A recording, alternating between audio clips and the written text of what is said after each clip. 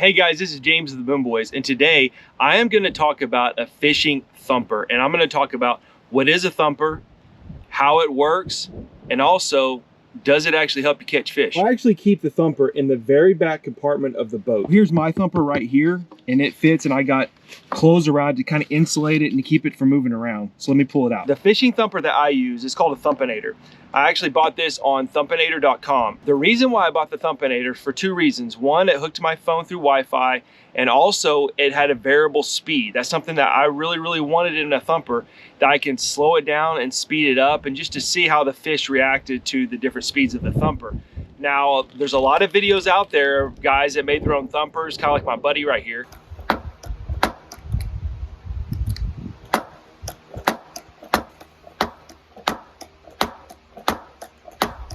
Here's the inside of the Thumpinator right here. Very simple. Almost everything is made from 3D printed things right here. And you can see here's the variable speed right here that you can change, or it's on the app. And you've got the on and off switch. I always just leave this on. And then this is what makes the thumping noise. This is actually a 3D printed arm here, and it's got a weight on the bottom, and it actually just hits the bottom wood just like this. It goes up and down, and it makes that noise. This has a cigarette plug. Plug it in. I'm using an iPhone. Go to the settings, go to the Wi-Fi. Now you don't have to have internet for this. It just uses the Wi-Fi setting. If you can see there, it says Thumpinator. I'm gonna click on Thumpinator, and it's connected. You see 0%. All I have to do here is hit a percentage, whether it be 5, and then it's gonna start going, or 10, and you can hear it start thumping. Go to 25%.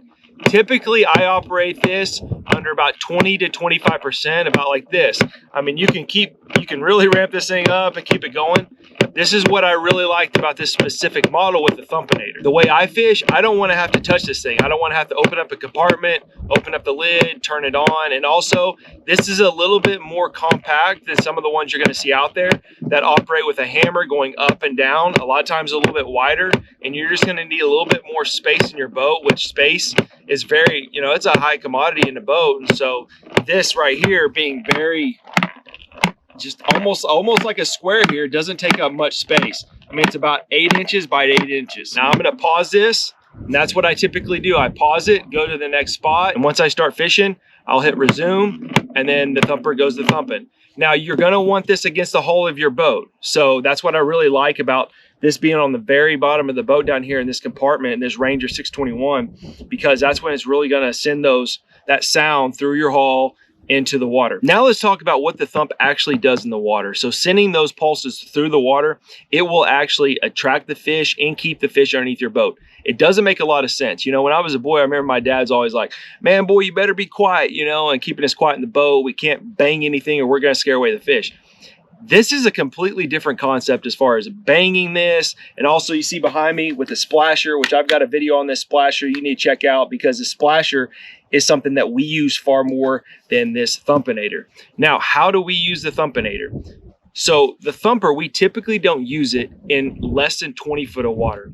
We just typically only use the splasher in less than 20 foot of water. Now, when you start going to greater 20 foot of water and the winter time, that's when we turn on the thumper. So typically in the summertime, we don't use a thumper that often. Typically, it's just the splasher.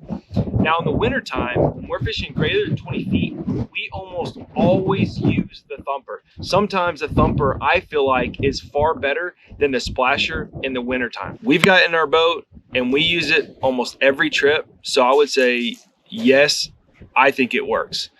The splasher, I know the splasher works, and I think the splasher in a given day is far more effective on average than a thumper. Summertime, spring, winter, we are always running the splasher.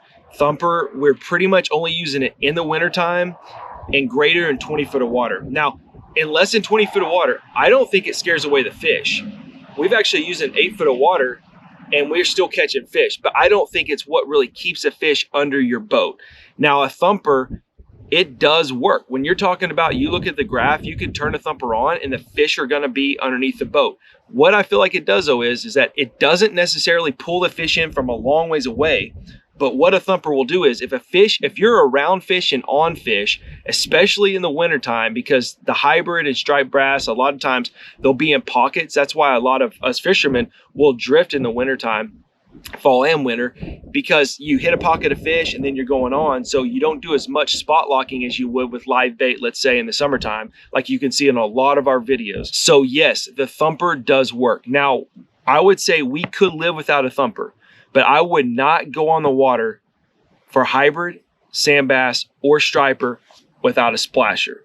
So if you're gonna pick one of the two, definitely go with the splasher, but I would definitely have a thumper in your boat. Again, we do really well. We catch a lot of fish. You can see in a lot of our videos, and we have a thumper and we use it all the time. So there's a lot of videos out there, DIYs on how to make your own thumper. You can go on thump'onator.com. I am not affiliated with the thump'onator.com. We've used this thing now for a little over a year, pretty much without skipping a beat. The only issue we found with this is that our boat's pretty long. It's about a 22-foot boat. And so if I'm in the front and you got all this distance plus inside this compartment, and then I will put this around the thumper just to keep it from moving around as we're traveling on the road. And also, you know, we get these big waves in Oklahoma knocking this thing around. So sometimes the Wi-Fi is difficult to connect.